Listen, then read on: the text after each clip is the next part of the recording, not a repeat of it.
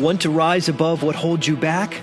These are the stories of those fighting that battle. It might also be the story of you. I'm Dan Waldschmidt, author of Edgy Conversations and strategist of billion-dollar companies all over the world. This is Mark Minard, author of The Story of You, the guy who knows a thing or two about never giving up. You're listening to Elevating Beyond. Let's get started. Hello, everyone, and welcome back to Elevating Beyond with a two-word mission statement, change lives. And I am here with the one and only, well, first of all, before I got the honor to see Scott Dickens here speak. Did I already butcher that? Yeah, Dickers. It's okay. You guys know, everybody says that. 99.8% of the time I screw up. I could be sitting here with George Bush or Donald Trump right now and be like, Donald Trump?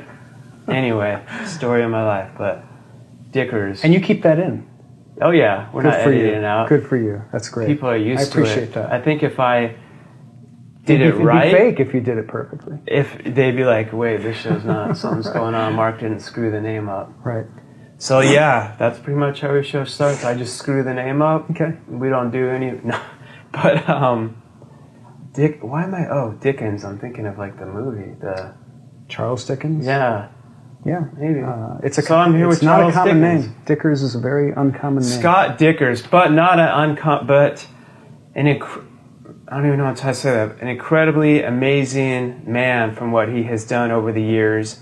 And I got to see you speak, and we're going to be talking about tons of things. The founder of The Onion, which and has over 30 books, multiple New York Times bestsellers. Yeah. One of them right here, Outrageous Marketing, which just came out. We'll get more into that. That's the latest book, yeah. And like The Onion, by the way, when I found out Scott was going to be on, I think we talked a while ago through, we had the same speaking coach at a point. And she was telling me all these awesome things about you. I called you to get a reference on her. Oh, that's right. Yeah. That's right. So Mary, you should, I needed my kickback. But I started looking into The Onion more as you were going to be on. I had heard about it, but honestly I was like, all right, let me check this out. I just started looking at everyone, like if you haven't heard of The Onion, you probably have, but it's freaking hilarious. I couldn't believe just on like Twitter, there was like 12 million people following it. Just on Instagram, it was like 2 million. And so much interaction, and that's not even the actual online. So that's millions, and it's like is it like the largest comedy online news magazine in the U.S.? I know it was the first humor site online. Yeah. And it's probably the biggest, probably like the most, I don't know if you can quantify this, the most prestigious online humor. Because there are things that'll pop up, and I don't know how they do it, out of China or whatever, and suddenly they have like 1 billion followers.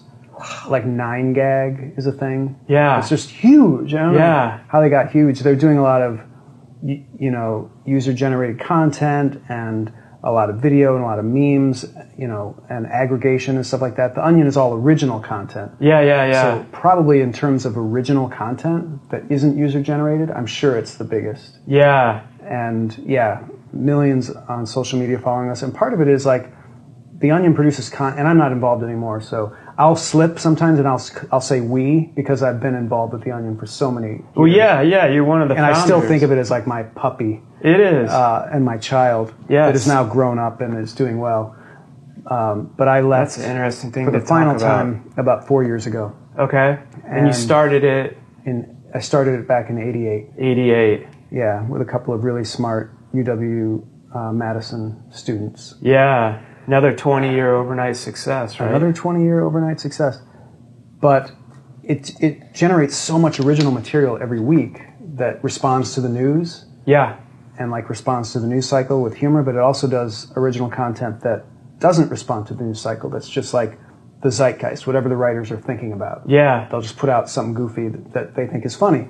And The Onion's been doing it for 30 years, And all that content is online. So when you go to the Onion and you start reading stuff, they'll say, you might like this article, you might like this article. There's a depth of humor there that you're not going to find anywhere else. It's great. It makes fun of everything. Sinkhole that you can get into. It's hilarious. And then the Onion just started this other humor website called Clickhole, which people might have heard of. And there's videos and stuff too. Oh yeah, they have videos. They do great. That's more of a BuzzFeed parody. Okay. The Onion is more of a newspaper parody. USA Today type parody. And so Clickhole is a little wackier and a little sillier. And that's a rabbit hole. You can get down that too. Yeah. And then for a while they were doing Patriot Hole, yeah, which was like a parody of a sort of Alec Jones BuzzFeed world. Okay. A lot of fun. Just really good stuff. Yeah. Those guys are doing over there. Yeah. And we can get into this, but after I left the Onion the last time, I've left several times. Yeah. And then I often go back. But the last time I left, I started teaching at the Second City, teaching people how to write comedy based on this book that I had written called How to Write Funny. And a lot of the people that went through my courses, they came to me with no comedy experience, much like the people I hired at the Onion over the years. We never hired people with experience, always complete rank amateurs, because we wanted a blank slate, to mold the way we wanted. Yeah, but people have taken my classes and they've gone on to work for the Onion, and a former student is the editor of Clickhole. Yeah, and a lot of former students are working at the Onion as writers and That's freelancers awesome. and video people and stuff like that. So I still very much feel like I have a lot of influence. Yeah, at the Onion, even though yeah. I'm not officially involved. Yeah.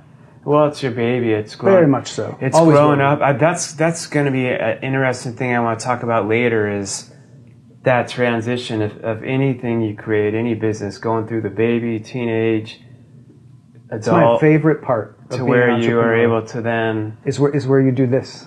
Yeah. It's my favorite part. Yeah. It's just beautiful. It's a wonderful thing. It's got to be like a combination of feelings of like. It's just like a parent dropping their kid off at college. I guess it's like exactly after a the same. certain amount of time, it's like, all right, you're ready. It's time now. Fly. Yeah. I just love that. That's really cool. Yeah, sweet. But when you would bring people on, if they didn't have experience, they had passion for. Did they know about what you were doing, and they like Absolutely. had a passion for. So like they were interested and they were like creatives in a way, but they didn't have like art experience or something, or illustration or comedy. But they're like, I love this. Most of them I want to be a part of it. Yeah, most of them were compelled to create before they came to the Onion. So they did their own comic strip, and they might have done a comic strip for like their college newspaper. Okay. A ton of Onion writers were college cartoonists. Okay. And some of them wrote. They would write funny things in their diaries, or they wrote a funny column in their high school newspaper or something like that. And they were just like, the best writers write. Yeah, And they're just going to find a way to write somehow or other. That's right. And so when they would come to us, they would see the Onion distributed on the street. And I'm talking way back before the internet. Yeah. When the Onion was just a free newspaper in Madison, Wisconsin. Yeah. And people would see it on the street, and they would come and offer to write for us. And they would submit articles and cartoons. And yeah, you can spot people. Like I would look for people like me who were just like obsessed with comedy, obsessed with trying to make funny stuff. Yeah. Who had a unique voice, who were really smart and funny and interesting. And we threw all those people together and built this team of just amazingly talented people. And there wasn't a lot of turnover for like 20 years. So like in the Onion's formative years, from 88 to about 2008, it was almost exactly the same staff. Really? Very little turnover. Yeah. Wow. And now there's been a little bit more turnover, but there's like the editor-in-chief, Chad Nackers. I brought him on as an assistant graphics guy in 97, I want to say. Yeah. So he's an old timer, and Todd Hansen, who was started I think in year 2 or 3, who was head writer for many years. He's still involved. Yeah. And that's so cool. Tim Harrod, who came on really early, I think in the mid-90s, he's still involved. Wow. Yeah, so it really is an amazing process to bring those people in and see them grow as writers. Yeah. Because once you're part of a system like the Onion where you have to generate content, there's a deadline, all their natural ability that they developed and their natural compulsion to write is channeled into like a very professional environment. And they build their skills so beautifully, and they get to be masters of satire. That's wonderful true. to see. A lot of them have gone off to write books and work for TV. Yeah. It's been really satisfying to see. And I remember yesterday when you did your keynote at the college, you were talking about like growing up, you were inspired a lot by like Mad Magazine, which I could see, because there was something I just recently saw that it made me think of the Did you have Garbage Pail Kids cards at all growing up? No, I never had those. Do you remember I had wacky packages. Like Luke Puke and stuff like that? No, I had wacky packages. Okay. Which were like Mad parody. At least I thought they were associated with Mad Magazine. If they weren't, they were very similar. Okay. They were just parodies of products. And they had fake names that were parody names, like Milkbone dog biscuits. Yeah. Would be like Milk Phone or some stupid thing. And you know what I mean? And they were like well made, well drawn. They had good verisimilitude, and they were stickers. And you'd collect these cards and pull the sticker off, and you could stick them places. Yeah. And as a 12-year-old, I just thought that was the coolest thing. And I collected them all, and they were very funny. That's awesome. Yeah, and I never got into the Garbage Pail Kids. Oh, it was. You would think it was. It was later. I think it's now that you mention it. Tim Herod was really into those, and he collected those and knew about them. Yeah, it was like in the '80s, I think. Yeah. No, that's more his generation. I'm a little older than he is. Yeah. Yeah, I was born in '79, so garbage. Because I found some old ones. I'm like, man, I wish I would have saved them. Yeah, wacky packages were like mid-'70s. Yeah. Oh, really? Yeah.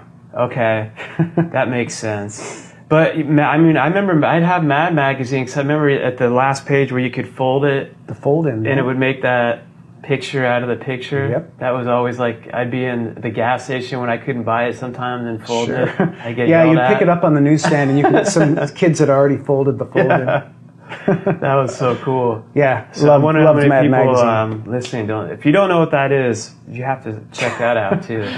The folding. And it's sad because Mad is gone now. They went to quarterly, and they're stopping now. But they were a real institution. Yeah, American comedy for a long time. They don't get a lot of cred because early, when they were founded in the 50s, they were more of a subversive, like underground comics type of thing. Yeah. But then they started all the way in the 50s. Yeah. I didn't know that. They immediately started doing more kids humor and targeting like 13, 14-year-old kids. A lot of booger humor, barf humor, stuff like that, parodies. And as a 12, 13-year-old, I thought it was the greatest thing in the world. It's perfect. And yeah, I had a subscription, and I copied the art in Mad to learn how to be a cartoonist, and copied the writing to learn how to write jokes. It was really valuable for me. You could see where there's a lot of influence off that, and then I think it's great. Then you like get your influence, and then you do your own. You put your own self into it and create your own thing. That's how the best artists start, and I think Picasso said that, like the best artists steal or whatever. Yeah, and I think call it borrowing. Well, the way I see it is when you're starting and when you're a kid and you copy Don Martin from Mad Magazine, you're doing it exactly like Don Martin. Yeah. You're just tracing. You're learning. And you're learning. It's like you're learning from a master. And then if you kept doing that, that would be kind of pathetic. Yeah. You develop your own style and your own look, and it's going to be heavily influenced by what came before you. Every artist is. That's right. And once you find that confidence and comfort in your own voice, then you're sailing, you know? And The Onion is obviously its own voice, different from Mad Magazine completely. Absolutely. Yeah. Absolutely. With some similarities, though, because Mad Magazine would do these beautiful parodies, and the Lampoon, too, to be fair. I was just thinking of that, too, because I watched that documentary lately. I was too young for that. Yeah. So I never got into the Lampoon, but I've studied it since, obviously. Yeah. And they really raised the bar on parody. The whole idea of Mad Magazine parodies were kind of playful and obviously fake, but the Lampoon made parodies so real that it looked like they were the real thing. Like, they did a great parody of a Vietnamese baby book in the early 70s. I remember hearing that on the with Michael documentary. O'Donoghue, and it's just brutal. It's like baby's first shattered limb, baby's and just dark and horrible. But it looked like a baby book. It looked completely real. And so, The Onion is a parody of a newspaper and a news website, and the whole point is you want it to look exactly and sound exactly like a real newspaper. Yeah. So definitely learned that from Lampoon and Mad. And there's so many other things to go from that, but I have to remember to ask you about the Weird Al. We can talk Weird Al. That's in the Mad magazine arena. And people are used to my ADD or whatever the heck you call it, but with that too, like everyone listening, because there's so many people that they've either started their own thing, or whether they're authors, business owners, entrepreneurs. There are a lot of people that are like getting into doing their own thing. And what I've always explained to people from my experience and everyone I've ever talked to is like your influence, like you have your mentors and stuff, and then you have somewhat of a vision, but you're figuring out like the how along the way. Absolutely. And a lot of people I've seen get stuck and they're like, well, you already knew your whole demographic, and now like with your company, and then now you have your podcast. And I'm like, I did my first episode in my freaking car, like with the sound was terrible. Yeah. I didn't know what I was gonna, and I just kept figuring it out, but then I've seen some people with social media and stuff that will completely like copy, like literally someone's process that they'll make a profit in the short term, but they're exposed, like how to master success and 5 easy steps, buy my course and they're literally like saying word for word. But then when it gets in depth of really asking them how, like I've known someone that like recorded his thing in a fake mansion, saying like, you can be successful like me. Look, that's my, and I was just like, and I met the person at one of my speaking events, and I just remember I was like, what are you doing? And I was just like, what? I understand like you got to market stuff, but when you're teaching people to build a company when you've never had one, yeah, and you're just flat out lying, isn't the same thing as learning from your mentors. It's not the same thing as faking it till you make it. Like that's a legitimate strategy. Yes. But lying till you make it is not. What's the help explain the difference to the list, like the fake it till you make it thing? So I'm going to use a rock climbing analogy. Okay. Because I'm a rock climber and I love it, and I'm insufferable with the rock climbing analogies. Yeah. Because it's such a great metaphor for life. Because you're climbing. I had the only blind human to summit Mount Everest on my show, by the way. Wonderful. Yeah, that's fantastic. That's not mountain climbing, though. That's a suicide mission. And that's not rock climbing. It's mountain climbing, and it's different. Yeah. And I would never do that. Yeah, and rock climbing is like crazy. A cliff, 100-foot cliff or more. But minimum 100. You can use a top rope. You can lead climb. But anyway, when you're rock climbing, sometimes you don't see a handhold. Yeah. Above you. And so oftentimes on a good cliff, on a good climb, there's one just above your reach. So you grab what you can like down here, and then you smear your feet like on just a flat surface of the cliff where there's really no foothold. You just sort of hop on there and smear, and it's like going like this. Yeah. Just enough to push you up a couple of inches, and you reach, and there's a little bomber handhold right there. Okay. So you can go a little bit more. That's faking it till you make it. Okay. Like you literally didn't have anything to stand on. But you got there. So something like finessing your resume to sound really good, to get in the door. Yeah. That's faking it till you make it. But then you're going to deliver once you get... Exactly. You're going to deliver the best you can.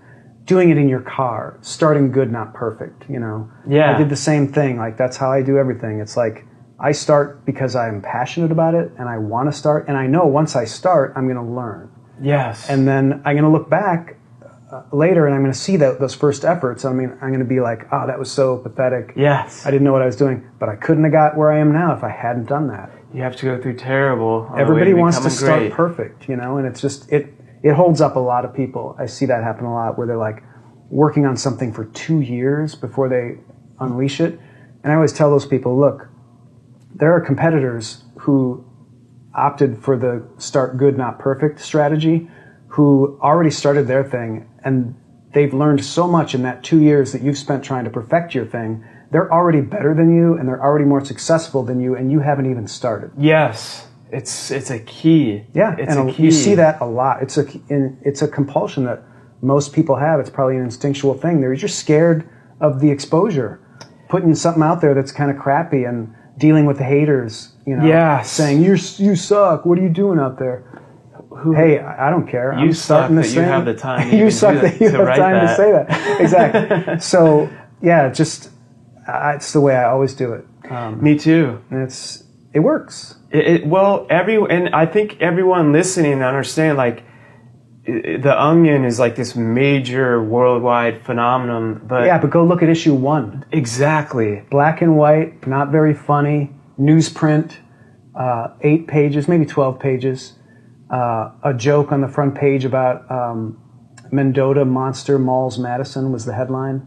So it's like a local joke. Nobody outside of Madison's going to get it. We couldn't have gotten where we've gotten now if we hadn't done that. Yeah. Because you learn over time, local jokes aren't that accessible outside. So let's do universally accessible jokes so that people in LA and New York will get them. Yes. And then people in the comedy industry will discover it. And most college humor publications that I encounter do the same thing. They're doing local humor. Yeah. And I always tell them, all right, you can do that, but you're just limiting yourself. Yeah. How does that help you? Especially in this day and age when you're online. That's very true with online. Why are you doing that? Yeah. A little local humor is fine, but in humor, the audience is so small, like you have to be as accessible as possible. So you can do a local joke, but give it some accessibility so that maybe you use an analogy or something so people in your local area will get what you're talking about. But somebody outside that area will also get it. Like Monty Python did that beautifully on their show. Yeah. Monty Python's Flying Circus, where they would do local jokes about British politics in the late 60s that as a teenager when I was watching their show on PBS, I didn't get them at all, but they were hilarious. Yeah. I totally got the humor. Yeah. Like the whole election night coverage of the silly party and the sensible party. Yeah. Fantastically hilarious. I always remember, when I think of Monty Python, I always just remember the always look on the bright side, and they're on the cross. Right, and that's from The Life of Brian. Yeah, and they start doing the little dance. Right. Before that was after the show, obviously. Right. But they knew how to make humor accessible. Yeah. Even though they were doing some local stuff. Yeah. And if they were sitting here right now, like sharing their thing, they'd be saying, we started with not knowing what the hell we were doing. They all did TV shows before that show. Yes. Like more rinky-dink shows. And you look at that show now, it looks pretty rinky-dink, but they all had shows. Before they had shows, they had college reviews that they were doing. Yes. People are always... There's no overnight success. There's no overnight success. People who are successful, especially in comedy and entertainment, do it from the day they discover it. Yes. Andy Kaufman is performing in front of his mirror as a kid. Yeah. You know, Steve Martin is performing for people at the magic shop where he works, you know. Yeah. And they work their way up. And so people don't see that side of it. They never see that. And so it's critical. And I was doing that. I sold band candy in high school and I performed for people. I'd go door to door and just tell jokes and like try to be funny. Yeah. They would buy my band candy and that was a really valuable experience for me. And I drew comics for my high school newspaper. Yeah. But then, so I run into people all the time who say, oh, I'd love to work for The Onion, or I'd love to write for a TV show. I want to be a cast member on SNL. Mm-hmm. And I'll say, well, what kind of comedy have you done? None. All right, well, good luck. You're never, ever, ever going to get those jobs. Period. Well, I can't just immediately start on... That's what they think. People will ask, too, I want to be a guest on... I heard Conan O'Brien say recently when people he'll run into him and say, they'll be like, I want to be on your show. Right. And he'll be like, what have you done? Right. Like, you don't get it. They're like, well, no, me getting on your show is going to build my... Then I'll take off. I'll be so great. No, I have people on my show like Steve Martin that have worked 30 plus years to get to where they got, to have something to share. Exactly. To be able to have the honor of being on the show. Absolutely. People don't want to go through that dues paying period. Yeah. Nobody likes that.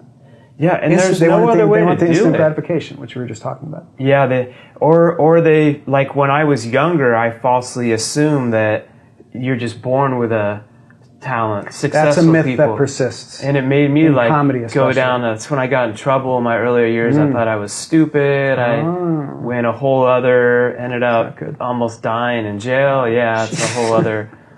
Everyone listening knows that thing. But yeah, and it was like, I would think, well, they were just born with it. And then I've had NFL players and stuff on the show that have, just like you said, it's not, I found out since like 6th grade, they were getting up at 4:30 a.m. And then in college, they would be doing people would be doing this, and then they're staying 8 hours after. The ones that make it to that next level were always, they had the talent, like in the passion, like you said, to kind of know their lane, but then they had to put in 1,000 times more work than anyone else. Michael Jordan's my favorite sports example. Yes. Because here's a guy who got cut from his high school team. Yes. Got put on junior varsity. Yeah. And he always comes back to the fundamentals, like shooting free throws.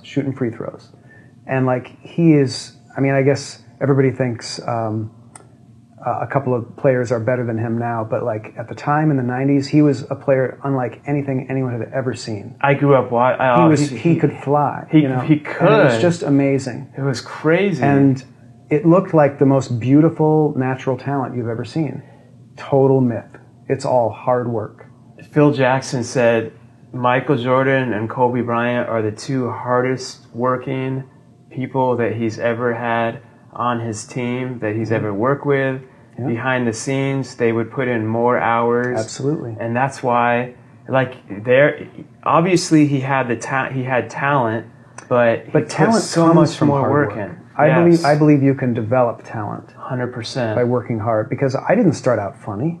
No. Nobody starts out funny. Like, when I was a kid, I was shy and I was awkward and I was terminally unfunny. Yeah. But I studied Mad Magazine. I was really in love with it. I practiced it. I wrote a lot. I drew a lot. I performed door to door selling candy. Yeah. It's like you're putting the reps in. When you put in the reps, you not only get this sort of like automatic, like you're building muscle where you're like learning stuff. You're building skills, you're building confidence, and you're getting good. And then when you get to a certain level of good, people start saying, "Oh, you're so talented." They do. They start saying that. No, I'm so happy you said that. Yeah. It's so true. And I'm just thinking, like, yesterday when you were speaking, there was like 1,000 people there, and you were young, you were more to yourself, you were introverted. I dropped speech class 3 times. I always share that when I speak. And people, because say in my younger years, I was there and I saw you come and speak, and I'd be like, that Scott guy must never have had fear of public, must be nice and every. But that's what, like, when I do the whole, like, this show and these conversations, I'm almost like speaking to the younger me, almost like the stuff that I wish I would have known, the real truth. I do the same thing with my whole How to Write Funny business is marketed to Scott Dickers at age 13. Yes. Because I was searching for a book on how to do humor and how to get into the humor business. Yeah. So I write this book, How to Write Funny. There was no book. Yeah. Steve Allen wrote a book called How to Be Funny, I think. I'm spacing on the name of the book. Famous book. And I got it from the library and I read it, and it wasn't a book on how to do comedy. It was like his secretary wrote down some random things he had said. Yeah. It was like anecdotes and stuff. It was a total worthless book. There was no how-to book. And so I wanted to write one after doing The Onion for so many years and figuring out, okay, I know this craft. I know how to write humor. I'm going to put it in a book. And you've built people, and you've taught, like you said, yeah, you not only have I done people. it myself, but I've hired and taught and trained people who've gone on to great success. The Onion is a great success. So I feel like I have the credibility, I have the knowledge, totally doing this book.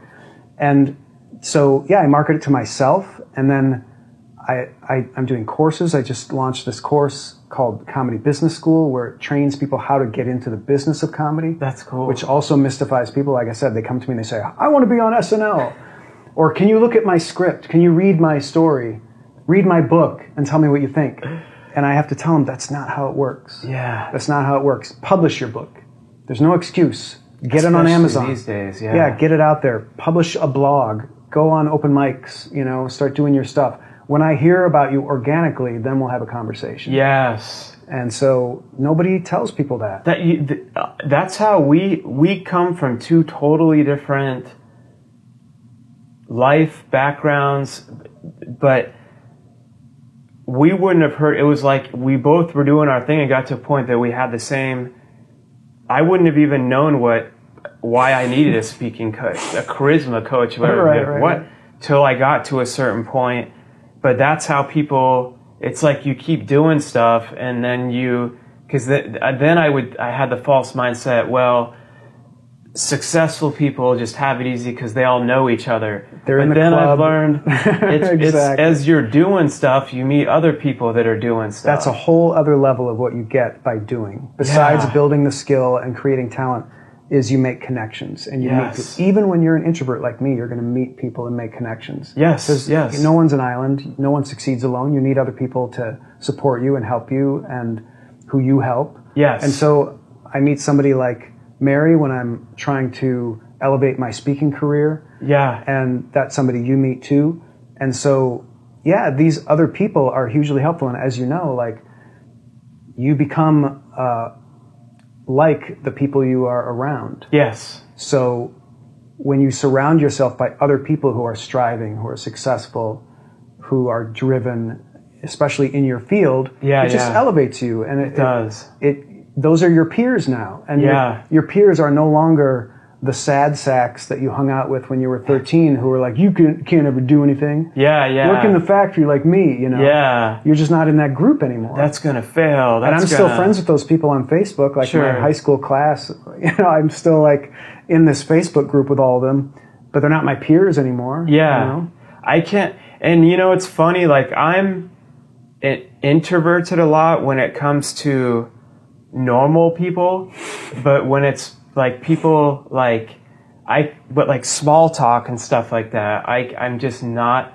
But when it's people that aren't normal, like I can sit here and talk with you for very easily and have a conversation. Then like when normal people have small, like my wife's great, she's more outgoing, and that stuff too is like I'll be nice, but like I could be more awkward in those, and then people that are just different doing other stuff, I relate to that so much. Like talking to Weird Al for an hour was great. Yeah, because we're both in the comedy business. We have 1,000 things to talk about.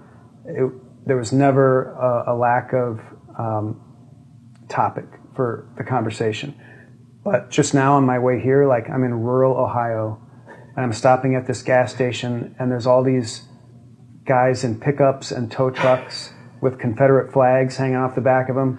Oh, if I was in line with one of those guys and they were like, heck of a day, isn't it? Yeah. I would be mortified. Like, what do I say to this person? I have nothing in common with this person. It's like, I mean, God love them. Don't make it more than I just can't get into it. That takes so much energy for me. And it's so stressful to say, yeah, it's a hot one today, isn't it? Yes. Like, I don't care about that. I'm not talking about that. I'd rather talk about parody songs. I know. I can't relate to... and it's the same, like you were saying, and it's like the old people that you're with, it's not like, oh, I'm successful, I'm better. It's like, I can't... Some of the stuff they're like gossiping about on the news and stuff, I'm like, I don't even... I already have enough crap I'm worrying about for what I'm doing in my life. Like, I don't even need that... Right. To think about. Yeah, no, you found your tribe and you found your peers, and that's natural. Like, you want to be around people who support you and who are like you. Yeah. And not people who are just doing something totally unrelated to what you're interested in. But people, like when you're saying, they ask you just, how can I get right on Saturday Night Live, or how can I just have Weird Al as a mentor, is what we're kind of explaining now is you keep doing. And start doing something, be crappy at it, continue to get better at it, learn along the way, and then you'll get to where you're earning respect to connect with people like that. How did you meet Weird Al? So, we're speaking of my podcast, the How to Write Funny podcast, where I interview comedians, comedy writers, stuff like that. And I think he was the first person I interviewed for my show, and it was super simple. Yeah. And it was because of all the dues that I had paid. So, gotcha. Started The Onion in '88. Weird Al was one of the first people in Hollywood to discover The Onion Really? He's a real connector. He's a real maven. Really? If you know that term from Malcolm Gladwell, who just knows everybody. Yeah. So he has millions of Twitter followers now, but even before the internet, he knew everybody. And he discovered The Onion, he was passing it around. Really? So other people in entertainment discovered it, and agents discovered it, and it became a thing where now The Onion's getting phone calls from agents saying, hey, we want to represent you. Do you want a job on a TV show? Do you want your own TV show? They were asking you that? Yeah, absolutely. That's awesome. So The Onion was friends with Weird Al, and he'd done a couple of interviews with the AV Club, which is our entertainment review brand that used to be the back half of the newspaper. Now it's a separate website. Okay. And The Onion started doing this comedy festival in Chicago. Yeah.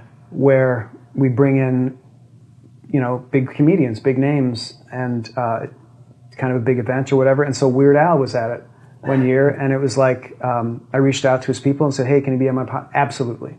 Really? That's great. Like, it was a no-brainer. Yeah. So, never would have gotten there if I hadn't done all that work. Yes. I mean, maybe, he's a nice guy, maybe he would have been on my podcast if I were just some guy who decided to start a podcast, but he knew he was going to be talking to another comedy expert. Yeah. About comedy. Yeah. Yeah. So the event, did he perform a song, or he just talk? Yeah, he does his act. I think he showed his movie UHF and talked about it. Kramer was in that. Huh? He sure was. Yeah. Michael Richards. Yeah. Michael Richards. That's a really cool classic movie, unique movie. Yeah. Yeah. I remember I grew up watching that. Yeah, formative years. Yeah. That movie came out. It's true. Rambo. Right, that Rambo parody, super funny. Yeah. That's awesome. So, yeah, and we'll put it all in the show notes, but awesome. Your podcasts and everything too can have a link to the episode with Weird Al, and also everything else, of course, that's going on with it. Yeah, and I started a new podcast kind of based on this book, because after I left The Onion and started this other business, How to Write Funny business, I started getting asked to be on entrepreneurial podcasts. Got it. And speaking at conferences with entrepreneurs and stuff like that, and it was kind of like, that happened almost by mistake. Like, I thought I was in the comedy business, but it turned out I was in the business of starting businesses. And so people want to know about that. You're an entrepreneur.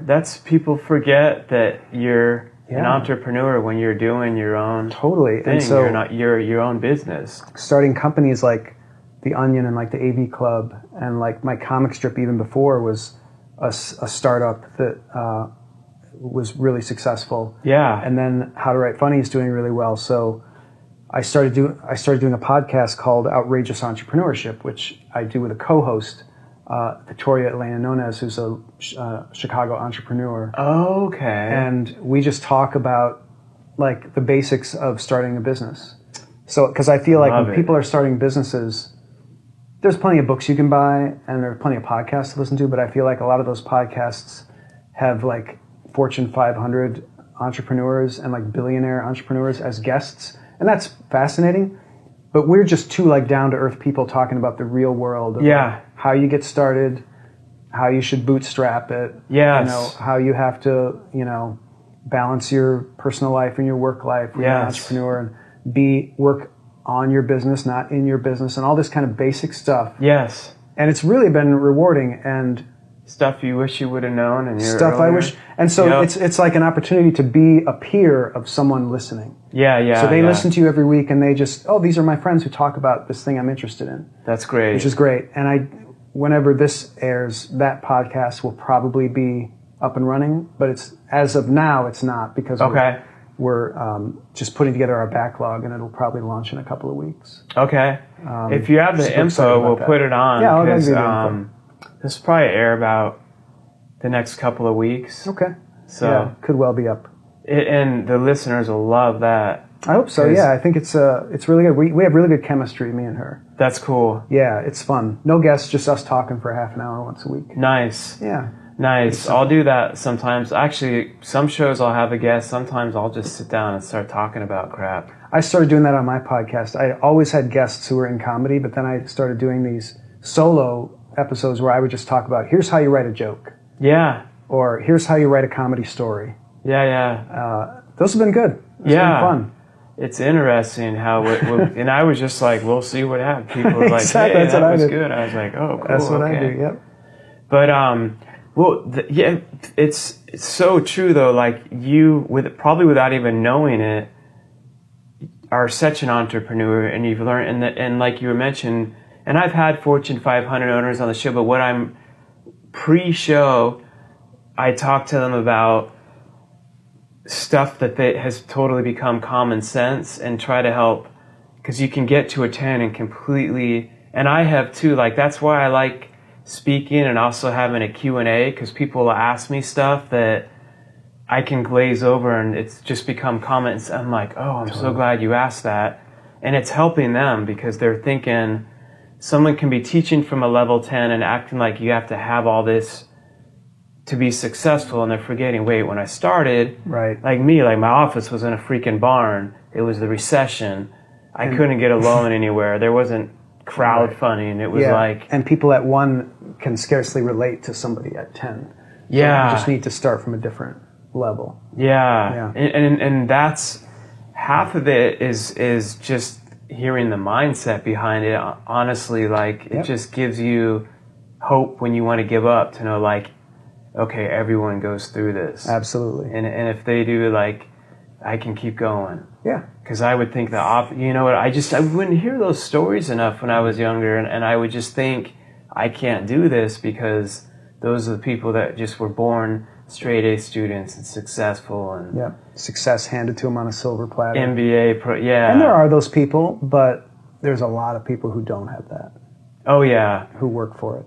The majority of the ones that I have met are, and even some I think that do have stuff handed to them, are, to take anything to another level, still have to put incredible amounts of work in, because there's a place by here, it used to be a giant basket.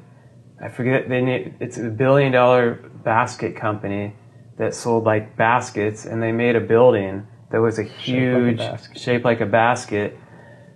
The second or third generation son, the company went bankrupt and I have a friend who's a consultant to billionaires. That's what his job is. He tried it, and the son kind of like is one of those other examples that had it all given to him, and unfortunately was taught everything except like the struggle. And so he just like crumbled that company within almost like 5 years of what was like a 50-year thing that was built, you know?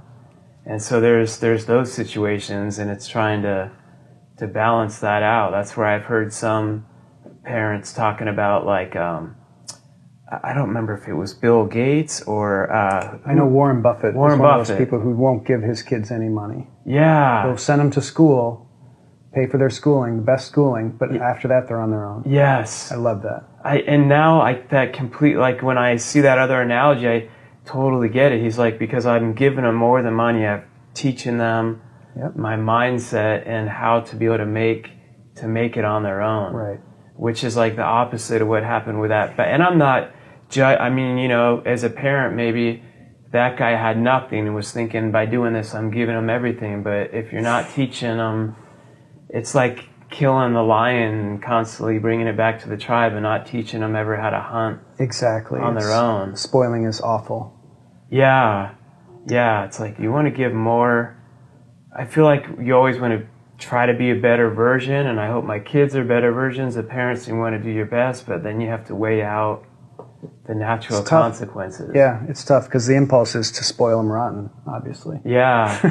It's not helpful. And you have kids? I have one. You have one? How old? 10. 10? I'm sorry, 11. 11? Yeah. How's that going? It's great. It's the best ride in the park. Yeah? That's what I always tell people. Yeah. And he's an only child, and so I'm very conscious of only child syndrome, where you see only children grow up and feel like they're entitled and like they should get everything they want. And so I do this thing with him, and his mother and I are separated, but we talked about this, and we co-parent really well. That's cool. But this whole idea of engineered neglect. Yeah. So like purposefully not be available for him once in a while. Give him the experience of having 4 other siblings and like, oh, you wait here because we have to deal with this other sibling now. That's healthy, and that helps people know, oh, I'm not the center of attention. I have to figure out how to self-soothe. I have to figure out how to do my own thing. Yeah. I have to have executive function, et cetera, et cetera. So I do that. Yeah. And it's like if he wants to do something, sometimes they go, no, sorry, I'm not available. You know, it's tough. I hate it. No, and it used to be harder. Yeah. But it's working because he's turning into an amazing kid who has great executive function. He knows he's loved. Yeah. He also doesn't believe he can expect that the world is going to be presented to him on a silver platter. Yeah. He knows he has to work for things, and he knows he has to be self-sufficient, self-reliant. Yeah. Yeah, it's fun. It's great. That's something with my kids, I'm always teaching them if they're needing money for something, even if instead of just saying, Dad, can I have $5? Just, what can I do to earn $5? And like, just rephrase that. Right. And sometimes just them asking, I might just be like, hey, can you just help do the dish in 5 minutes? But at least it's changing give me $5 to, and they'll start to redirect themselves. Hey, Dad, what can I do to earn $5? Right. And at least just like that little flip right there is. It sounds like maybe your kids are older. Well, we took in our nephew, who we've raised since age 9. He's 20 now. Oh, okay. And then my stepson is 18, but I've been married to his mom since he was 3. So I call him my son. He calls me. I raised him his whole life. Right. But no, then we have 3 other kids. It's craziness, and we're done. But our youngest is 4.5. Okay. And then my girls are. It's hard to keep up. 11 and 12, 6th and 7th grade. Right in the neighborhood of mine. That's great. We have enough to have a basketball team, actually. That's so great. So yeah, different challenges at all levels. Yeah. Like with the 4-year-old, I remember those days it being about teaching him to say it's no big deal. That was the biggest thing, because everything was the end of the world. Everything was like bawling and like, wah, whatever. And just teaching him to say the words, it's no big deal. And then no matter what would happen, like, you can't have this candy now, maybe you can have some later. No big deal. Because otherwise that would be like a tantrum. Yeah. And that was fun. I like that, actually. That was really I'll fun. have to use that. Yeah. It's no big deal. And make it a thing, make it a point of pride. Yeah. Can you say that? Like, it would be really impressive if you could say that. And obviously, every kid is different. Sure. So you're going to have to go with whatever motivates that particular kid. Yeah. But for mine, it was like he wanted to impress us. Yeah. And he I don't know if he was like a little show off, but he was kind of like artistic and loved being seen. Yeah. And so the way to give him the carrot and the stick was ignore versus pay attention to. And so if you could give him high praise and always praising effort, not ability, that's a big one for me. Yes. Such a big one. I was agree 100%. maniacal about that. His grandmother, the most beautiful, wonderful woman in the world, my wife's mother, best grandma ever, would come over and he would do something or say something and she would say, oh, you have such a good memory. And I would always step in, I would literally correct her. And I would say, oh, no, good remembering on that one, Charlie. Like, I'd always have to make sure it was praising the effort. Never, ever the ability. That's a great point. And making sure he learned that to get good at something you had to work at. That was also tough because he would try something and not be good at it and get really frustrated. Yes. And so I don't want to do that. I'm terrible at that. I'm like, well, how can you get good at that? And then over the years, like it happened with a few different things. Yes. It was one project, then it was another project. Lately, it's been soccer. Yeah. He's dedicated himself and he's practiced for 2 or 3 years now, like solidly, and he's risen up to where he's on like this really like high level team for his age. Yeah. And he's one of the best players on the team. And he knows the reason he got there was from the work. And also when he and I would practice together, when he was younger, he was like 8 or 9. Yeah. I would play the hardest I could. I would kick as hard as I could when he was at goalie. Yeah. And he would get hurt, and he would cry. I heard and he would Gary, say, I just heard Gary you make Vee it saying easy this exact same thing. Can't you go easy on me? And now he's thanking you. I would set him down and I would say, no, Charlie. And I would remind him when my father played chess with me, he beat me every single time. Just wiped the floor with me. And I always showed up and I always kept playing, and it was one of the proudest achievements of my life when I finally beat him. Now that's the key there, is like it's a totally different level of proud, because you know I really earned it. Yeah, so he does thank me now. He thanks me for making him cry by hurting him playing soccer. And that's a thing, I don't want to get too like gender biased about it, but that's a thing fathers do. Yeah. Mothers are often not hard on their kids. They mother them. Yes. You know, they're soft on them, and there's a place for that. It's wonderful. But they need both. A father needs to be like more of the tough love, like, you know, here's how you toughen up, kiddo. No, I agree. For boys and girls. It's important. You need both. There's times where I knew what I needed to go to my mom to, and then there's times, look, my dad would, if I'm doing something, Dad's come, and I needed that. I needed that, and my mom like couldn't, you know, I could get away with more, but then also there's times I could go to her with stuff that I needed to, and it's like both in a healthy way, balance things out. And if it's a same-sex couple, like there can be like a parent who's more the good cop and the bad cop. Absolutely, like, I think it can totally work. Because they kind of usually, it's more of almost like a personality thing. Yeah. Like I know one guy who, they're not a same sex, he's married to his wife, but he's a stay-at-home dad.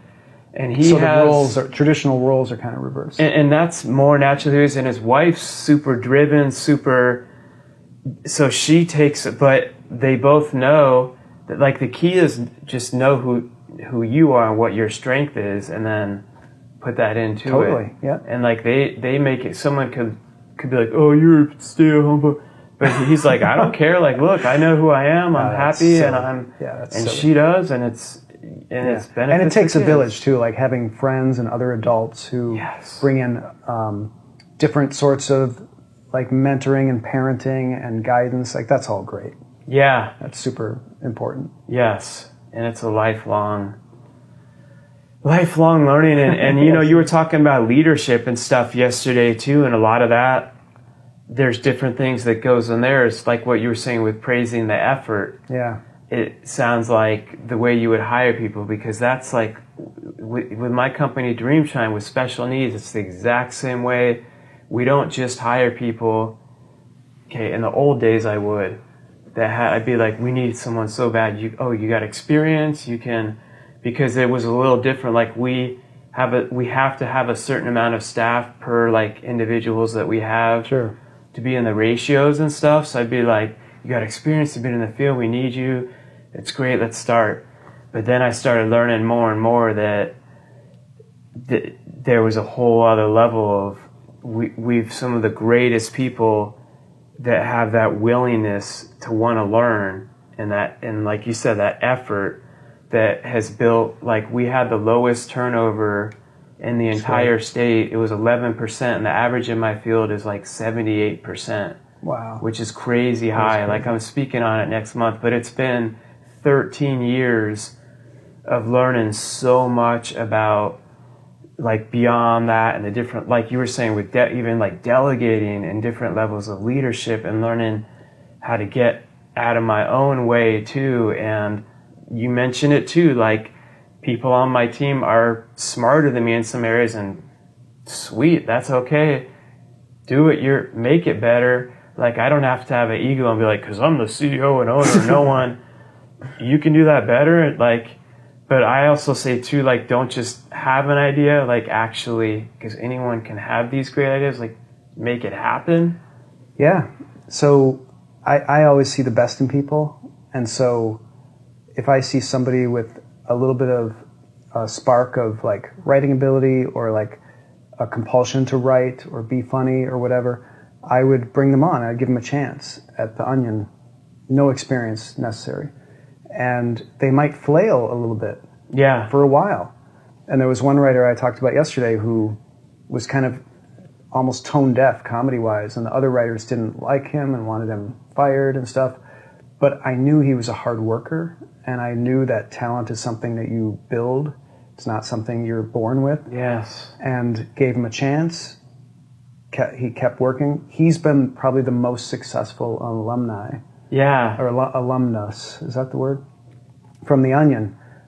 He was the co-executive producer of The Daily Show with Jon Stewart. That's great. And he co-created The Colbert Show with Stephen Colbert. Really? He works in Hollywood now on sitcoms. He produced a movie. That's so cool. Yeah, so it's like you have to give people the chance to fail and learn and grow. And so I'll hire somebody with passion. I'll hire a Rudy. Yes. Before I'll hire someone with an impressive resume who doesn't seem to have a lot of passion for that field. I feel like they're a dead end. But the other person, the sky's the limit. Yes, I always say like I will hire character over education any day of the week. Totally. And I'm not against education. No, it's fine. I've had someone that had more like degrees than a thermometer apply for a position that I have for my highest executive, like the admin that runs my whole program.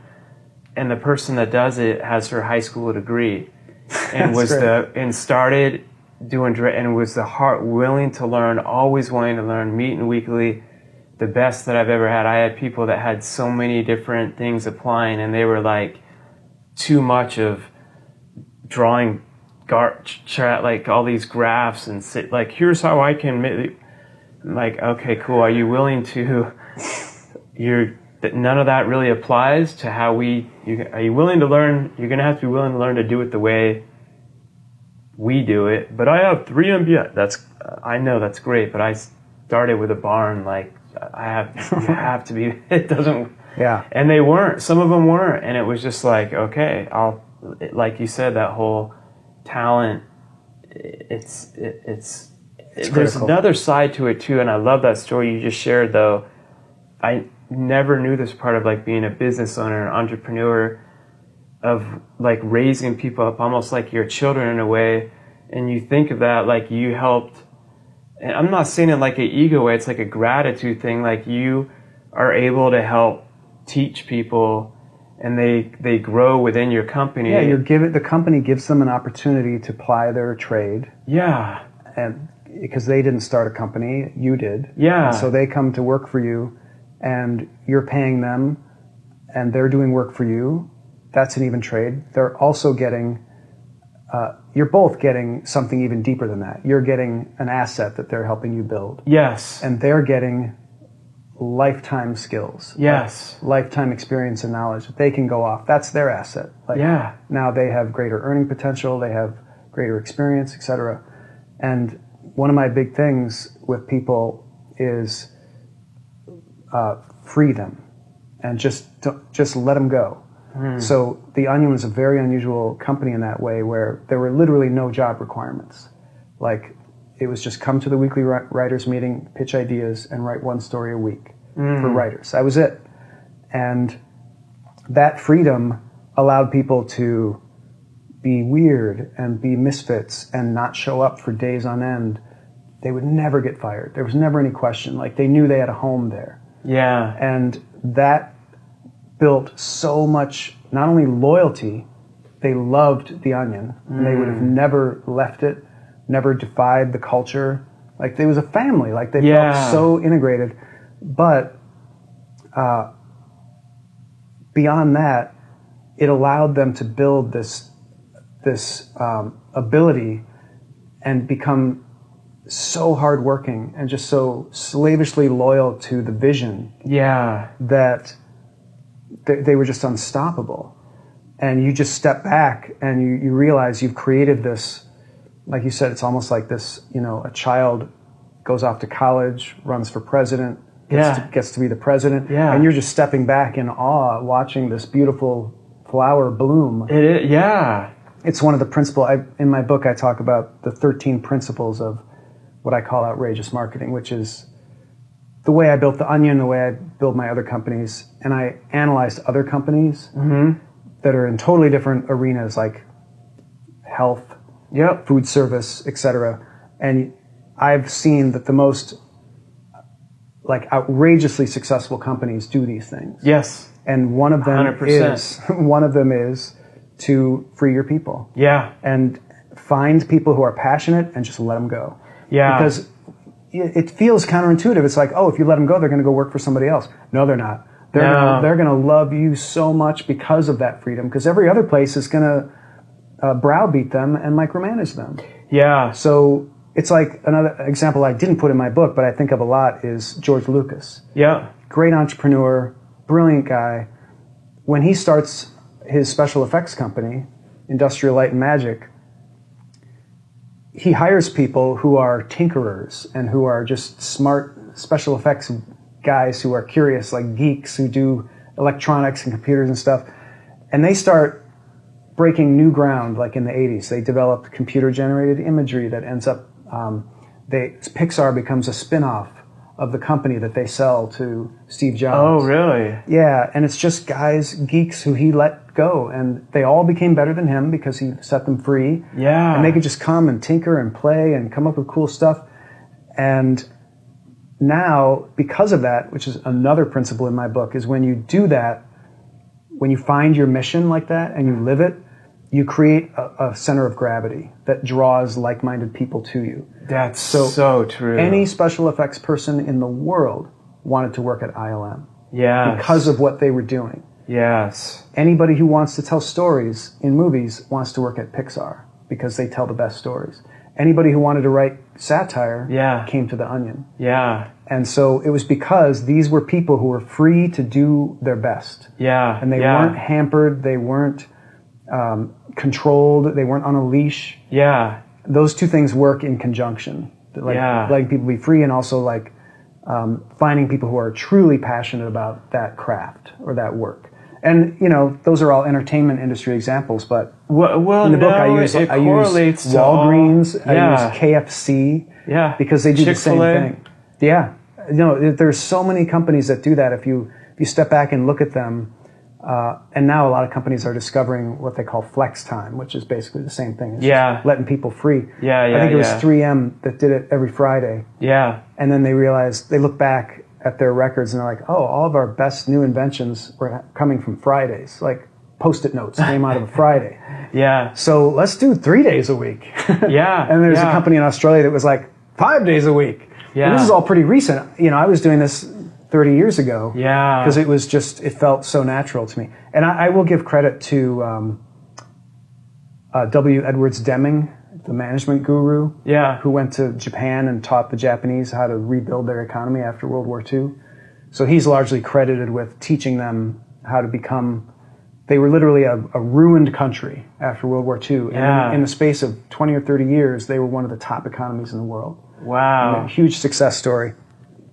Great joke in Back to the Future when Doc Brown looks at the part from the time machine in the 50s and he goes, no wonder it doesn't work. It says made in Japan. And Marty's like, what do you mean, Doc? All the best stuff is made in Japan because Marty's from the 80s. That's awesome. Yeah, so I had the great privilege of being a part of this conference, a management conference.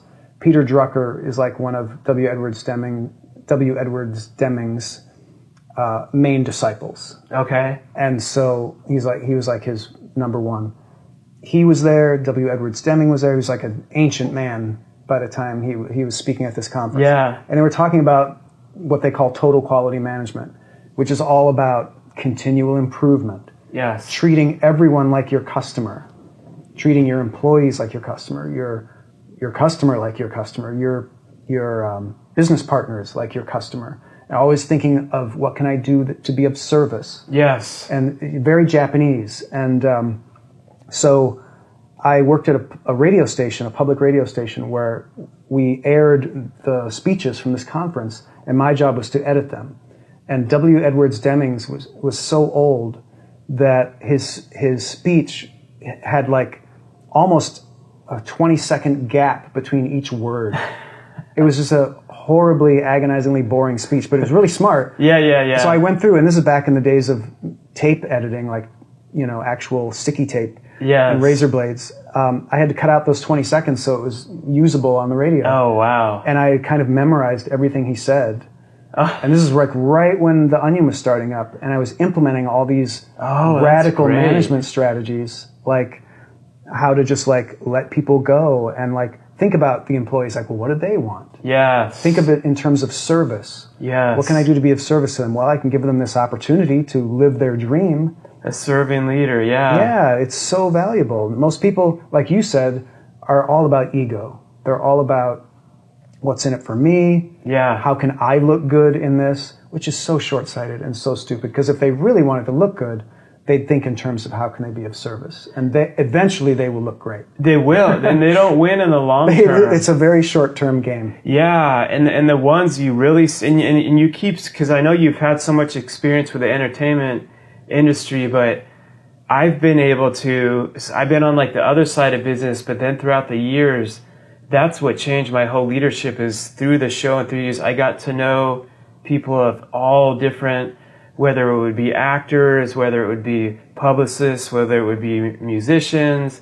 And then I would have like Fortune 500 owners that I connect with, like Dave Ramsey. Yeah. And I would start to, the ones that were doing it the right way, I would start to see these same, everyone had their own culture, because you want your culture to be unique to you. But like these same kind of foundational principles that I would see for places like that you were saying that were outrageously successful. That's what I got. I counted 13 of them. Yeah. Yeah. It sounds like you had 16. I'm eager to see what your other 3 are. Yeah. And some of that's like what I've personally inputted like into my company too. Yeah. And yeah, I want to check this out after this also. But at the end of the day, like, it's really cool to see there's a lot of people doing awesome things. And then also the fact that you can look at people that work for the Onion and see some people be like, well, how could you be happy for them if they left and went and did that? And it's like, that is so awesome that I was able to be a part of like that growth, and they were able to, I look at that as like, if that was part of their journey and that was the next step of it, and someone's like, well, isn't that betraying you? I'm like, no. Like, if that, why should I hold them back from? Absolutely. If that's what their dream is, it'd be different if they came in and like stole all of our stuff and then went. I've had, that could be a whole other episode, and that's part of what we all go through too. That's the flip side benefit of giving people freedom, is when someone's not a good fit. Yeah. You find out immediately. True. So I'll just tell you this brief story of this roofer who I hired, and I treated him the same way. He came to fix my roof, and I just let him go. I said, okay, it's your responsibility. You do the roof.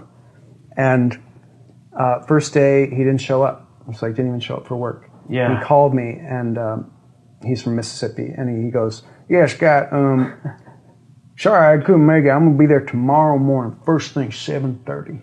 You're going to see me 7:30 a.m. And I said, all right, great. We'll see you at 7:30. The next day, he doesn't show up. And then the third day, he doesn't show up. So now I could have micromanaged him. Mm-hmm. And after the first day, I'm like, you get your ass here. Yeah. 7:30, you better get to work. Make him come. Yeah. And that would have been a whole other trajectory. The trajectory that I was on, where I was like, hey, okay, you're not here. I immediately discovered what a loser he was. Yeah. After 3 days, he doesn't show up. And then his wife shows up. Wow. And she's like, has he been here working? Because he told me he's been here working. And I'm like, no, he hasn't been here. And they got into a fight. They got divorced. He'd been on a drinking bender. It was like, oh, wow. I am so glad I discovered that quickly. Yeah. What a nightmare that would have been. Oh, my gosh. But that's a good perspective.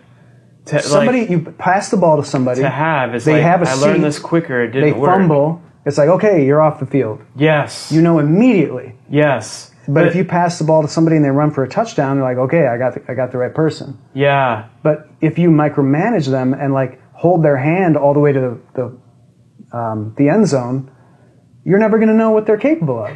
No, and in my earlier years, I would do the wrong, and I throw myself, and that's why, like, I love what you keep saying, talent, leadership. It's not something. It's a skill you continue to grow and work on. Totally. And I would micromanage in areas because I would be so overprotective of our clients and this and that. And with some people, I would overdo it, and then counterintuitively had some good people leave because, and then I had to take they felt too constrained. Yeah, and then sometimes I'd be keeping some of the wrong people on the team that were really good at the job. They had the skill, but they didn't share the cult. Like they like would be negative and like lash out to the other, and it was up to me. They weren't going to change, and I'd meet with them, and I'd be like, this, and that's not micromanaging when you're like, this is not okay to be doing this, like the way you're acting. And they're like, oh yeah, and it went on and I was being too much. Honestly, it was a point I had to fire them, and I didn't, and I let it go on for like 18, almost 2 years. Wow. And I lost some good people. They're like, good people aren't going to stay around that crap, no matter how good. And then I finally, like one day he totally flipped out. I had no choice but to get rid of him. And no one enjoys firing anyone, but I learned the next day when I came in, it was like the whole atmosphere changed in a positive way. And it was like, there was like this thick cloud of negativity that almost was becoming the new normal that I was allowing us to get used to. And then I realized from there, like, whoa, never again. So now, like, a good realization. Yeah. I mean, and it took learning it the hard way. And then I realized, whoa. And that's when I was like, man, this is on me as a leader. And I remember I apologized to the whole team, and people weren't used to seeing that. Like, oh, I'm like, yeah, I'm so sorry I was letting that happen. That's like, I'm going to make this, what can I do to make this better? And I still like, cause that's the way I step back, but I'm like, I need you to be accountable and own your wins and your mistakes. And I still do the same thing today. Like if I screw up, like at our all team meeting, we'll make sure like everyone will hear a certain thing. And that I've had people, some ego times would be like, doesn't that make aren't you look weak as I'm like, no, it actually takes more confidence to be able to be like, I'm totally sorry. And it shows people that you care, not as like a hack. It's like, because you really do. And then that, it like that builds the unity. Yeah. And then you see other people I've had on my team will do something, and I watch them take accountability in front of the whole team to something that they didn't have to do that, but they knew because they had seen me. And it's just like that right thing starts to become more your culture too. Totally. Building a culture is such a cool organic thing that happens, and it's all these little things. I was thinking of one when you were telling that story about how I'm a big believer in public praise, private reprimands. Yes. So yes. Always. That's in my book. Great. When somebody does something good, like give them all the credit. Yes. Like don't take the credit yourself, even if you were largely responsible. Yes. Find someone who is second most responsible and say he did this. Because it's helping you already. Your company's winning. I'm winning. Credit is free. Yeah. And so give credit to people. Make them feel proud of the work that they did. Absolutely. But then if somebody messes up, like never publicly humiliating them. Always like taking them aside and saying, you got to change this behavior. And if it can't change, we're going to have to deal with it. Yes. I learned that the hard way. Yeah. It's just, that just breeds nothing but bad feelings. Yeah. And negativity when you dress people down in front of others. And you see a lot of ego-centered bosses do that all the time. You do. They thrive on that kind of shame and sort of stripping employees of their dignity, which is just miserable. And that's where there's no sense of service there. There's no unity. You got to treat them like human beings. Yeah.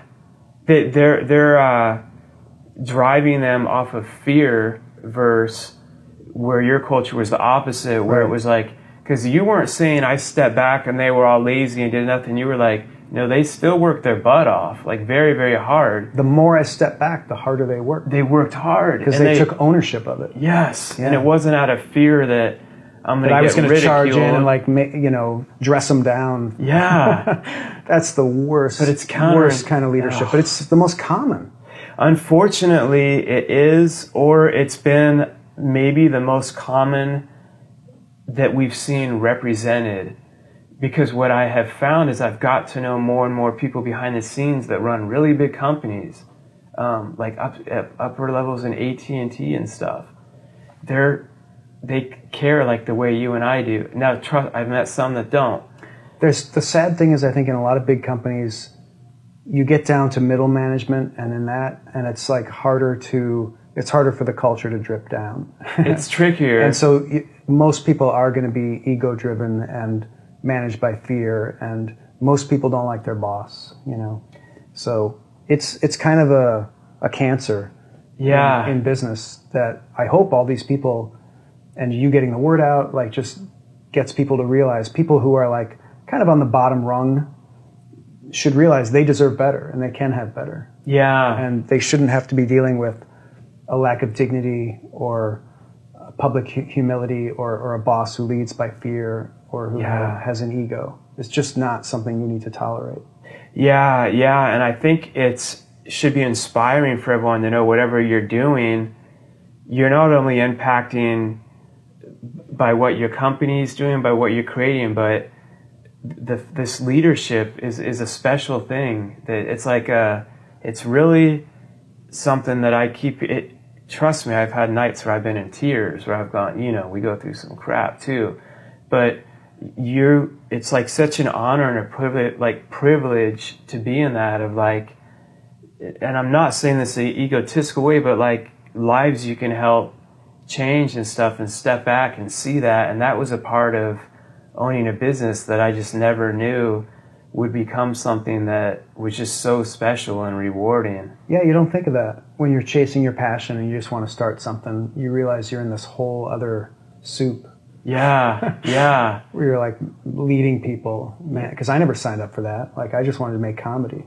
Because we don't know. Yeah, you don't know. I mean, you learn along the way. Right. And I think that should be good news, like for everyone to know that, because they could read this and be like, well, Scott knows, but that's great, but you learn so much. Yeah.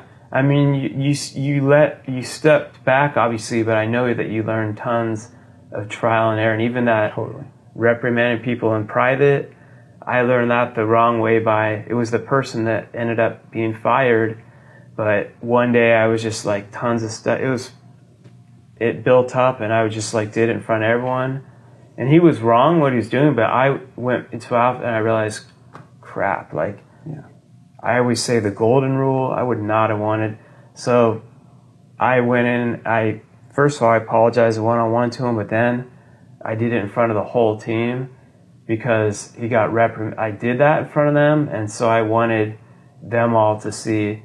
But since then, and that's what I'm constantly teaching my leader and stuff, the leaders that I'm helping under me too, is to learn the exact same type thing. Like, you don't do that in front of everyone. No. You pull them, do a quick one-on-one, and you have that, and it builds that trust too. Like, you're not just doing like a generic write-up or something. Yeah, now you're teaching. You're giving them a high standard to live up to, as opposed to creating bad blood.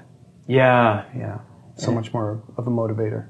It builds that unity to a whole new level. Yep. So, well, hey, this has been awesome. Super awesome. I definitely appreciate. I love going and seeing you speak yesterday. Yeah, it was great to have you there. It was really cool, and then spending time today, and I'm pumped up to see like what you keep doing. Like, what's next? Yeah. Like I said, I just launched this comedy business school course, which is pretty big, doing more online courses. I'll keep doing more books. And who knows, like, it's kind of wide open to whatever. I'm sort of at that phase in my career now where I kind of achieved all I wanted to achieve in comedy. Yeah. And now I'm in a new chapter where I'm teaching people how to do comedy. And so I'm a little more whimsical about what I do. And so if I discover a new passion that I want to chase, I'll totally do that. Yeah. And maybe this business, this How to Write Funny business, can, be let free to fly at some point. Yeah. And I'll start something else. I don't know. But it's a fun time.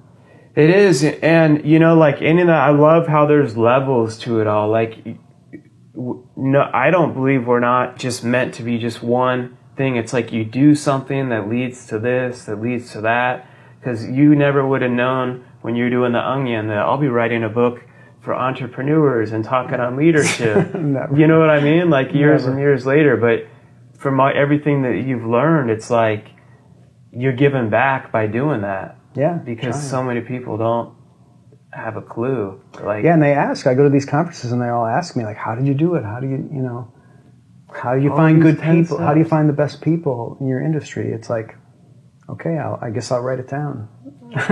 And thank God you did, yeah, because there's a big, big need for it, because there's just so much crap out there that's too much theory-based. Yeah.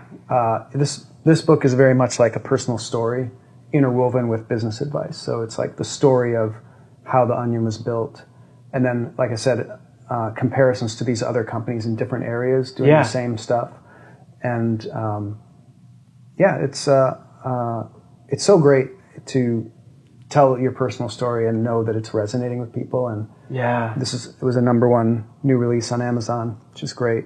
That's cool. And to know that people are getting some benefit out of it. It might be helping some other people start companies a little more easily, maybe shave some years off of the journey. Yeah. That's always helpful. Oh, yeah. I read a lot of business books and I listened to a lot of audio tapes back in the day, Jay Abraham, and Tony Robbins, Earl Nightingale, stuff like that. So valuable. Yeah. So to be able to give a little back and provide sort of like newer, updated information for people with some wacky stories. It's a college humor publication, so there's a lot of funny, wacky stories. Well, that's what makes it great. About kids being wild, Yeah. It's fun. It makes it more fun to read than just like, here's the 10 principles. Exactly. That's which what I could have done, like Good to Great. It's a great book, but it's just like pretty like straight principles. Yeah. Yeah. Yeah, you put yourself into it, into everything you do. I have stick figures in my other... I read your, something, like one of your first ones started with a stick figure and... My comic strip, yeah. Yeah, the story of you started with me like that. I love, I'm trying to wrap up, but you use that word whimsical. I love that word because years into having Dreamshine, like, I used to like to just do little random like in class, I wouldn't be paying attention. I would just be drawing these little random stick figure stuff and just dumb things. And one morning I just started early in the morning. I had a little journal. I was listening to things. I started writing some stuff and I just started doing a little stick figure drawing of this guy named Solid Dude. And there was like a mountain and it said like hard times, adversity, and like hard work, and Mr. Solid Dude was standing on greener grass, and then on the other side I had Mr. Mediocrity Face, and like it was arrows that went in circles because he just keeps going in circles and goes nowhere, and he was in the land of mediocrity. And then Solid Dude on the other side, and he's like, I'll be damned, the grass is greener on the other side. That led to my whole book, and that exact picture is like still on the front. That's cool. When I worked with the publisher, I'm like, we're putting that the way I have it. Don't like make it look better. Don't, because it started like that with that little pencil drawing. Nice. And I took a picture of it and like posted it on Twitter, and that people could have been like, this is the dumbest thing. I had no idea, but that like kind of started taking off in a cool way, and I'm like, oh wow, cool. But who the heck would have known that would have led to everything else, Yeah, you don't ever know. Just following your whims is wonderful. Yes, and I'm preaching to the choir because that's what I do. This guy has taken it to a mind-blowing. You have to go see Scott speak any chance that you possibly can, because I didn't even have time to get into like so many other stories where he talked about was either China or Japan getting a hold of some of their stories and thinking they were real, and the sexiest man of the year. You have to go see him speak. Crazy stuff. Is it in any of your books? You sure? A lot of that stuff is in the book. Yeah. Okay, then I'm not even going to tell you. You have to get the book, because just those 2 stories alone are. I was there and I was like tearing up, laughing. It was good. The kids loved it. So, thank you so much for being here, and listen, everyone. That Scott said it so well. Like, be whimsical, and also talent. You're not just born with talent. It's about putting in the effort, and you have to keep going through terrible. That's okay. You're going to suck at first, and that's the only way to become amazing. So never settle, never give up, and keep elevating beyond.